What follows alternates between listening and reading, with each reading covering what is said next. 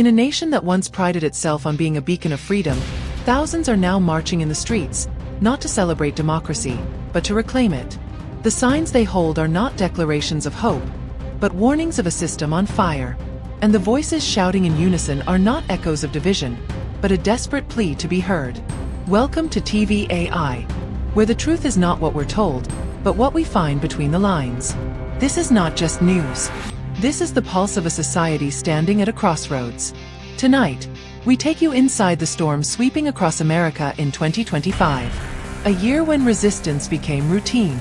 A moment when citizens remembered their power and used it. It began as a whisper, a tremor of dissent in scattered cities. But by April, the noise became undeniable. Across New York, Portland, Los Angeles, Atlanta, and hundreds of other cities, the people of the United States filled the streets in numbers not seen since the George Floyd protests of 2020. Their message: enough. What are they protesting?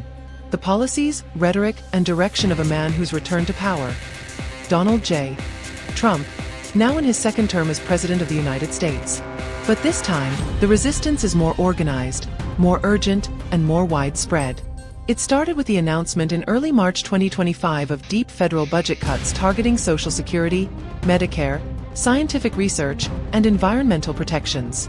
Programs that millions of Americans rely on suddenly found themselves on the chopping block, framed by the administration as fiscal responsibility. To those in the streets, it felt more like betrayal. Then came the immigration order. A sweeping executive action authorized mass deportations of undocumented immigrants with minimal legal process. Families were separated. Workers vanished from jobs overnight. And entire communities were thrown into chaos. Protests erupted. By mid-April, the slogan "Hands Off" became a nationwide chant. On April 5th, over 2 million people mobilized in over 200 cities under the banner of the 50501 movement. A coalition of unions, immigrant rights organizations, climate activists, civil rights defenders, and ordinary citizens who had simply had enough. In Los Angeles, a grandmother held a sign reading, "I paid into Medicare for 40 years. Now you call it waste." In Austin, Texas, students marched with banners that said, "Science is not optional." In Detroit, factory workers stood outside shuttered plants, shouting, "Where are the jobs you promised?" This was not one protest. This was many, united by one thread: the sense that something foundational is being torn apart. On May 1st, May Day, the movement reached a crescendo. In Portland, Oregon, long known for its activist heart, nearly 80,000 people flooded downtown. They marched past police barricades, past shuttered businesses, past the offices of the wealthy tech elite. The protest wasn't just about Trump. It was about power. About billionaires like Elon Musk, who had gained outsized influence over public policy, even education and transportation. There were speeches, chants, sit-ins, and clashes with law enforcement. Over 350 arrests were made nationwide that day alone. But it didn't stop there. Just 2 weeks earlier, on April 17th, scientists held a separate protest titled, "Stand Up for Science." Thousands of researchers, lab techs, doctors, and educators staged walkouts across the country. In Washington, D.C., over 15,000 scientists gathered in front of the National Mall holding signs that read, "Facts Matter." One microbiologist, Dr. Eliza Hahn, addressed the crowd. When a government suppresses science, it suppresses the future. We are not just defending research grants, we are defending reason itself. Meanwhile, in cities like Chicago, Boston, and San Francisco, immigrant communities launched the Day Without Immigrants, a powerful demonstration where thousands of businesses closed their doors in solidarity. The impact was immediate and visible. Empty restaurants, silent construction sites, unstaffed delivery hubs. The message was loud and clear: without us, your economy stops. But what's most striking about the 2025 protests is their cross-demographic nature. This isn't just college kids or left-leaning liberals. This is retirees. This is veterans. This is suburban moms. This is coal miners from Appalachia and tech workers from Silicon Valley, standing side by side. They are united by one question: what kind of country are we becoming? TV networks showed helicopters hovering above cities painted with signs, chants, and flags. Social media became a battleground of images. elderly people in wheelchairs being pushed into protests, children writing letters to Congress, young people registering voters on the sidewalks. Some critics have accused the movement of being anti-American. But those in the streets say the opposite. They are fighting for the best of what America promises.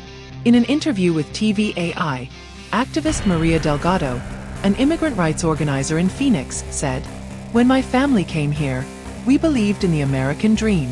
But if that dream is only for the rich and powerful, then it's not America anymore."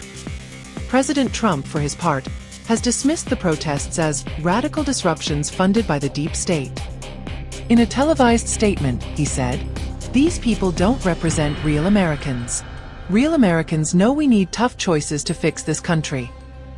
But the images say otherwise. In Kansas City, police officers knelt beside protesters. In Miami, veterans carried American flags upside down, a symbol of distress. And in Washington, D.C., hundreds of children held a candlelight vigil in front of the Capitol, chanting softly, "Save our future." As the summer approaches, tensions continue to rise. States are considering new legislation to limit the right to protest. In Florida, for instance, a bill is moving forward that would classify blocking highways as a felony offense.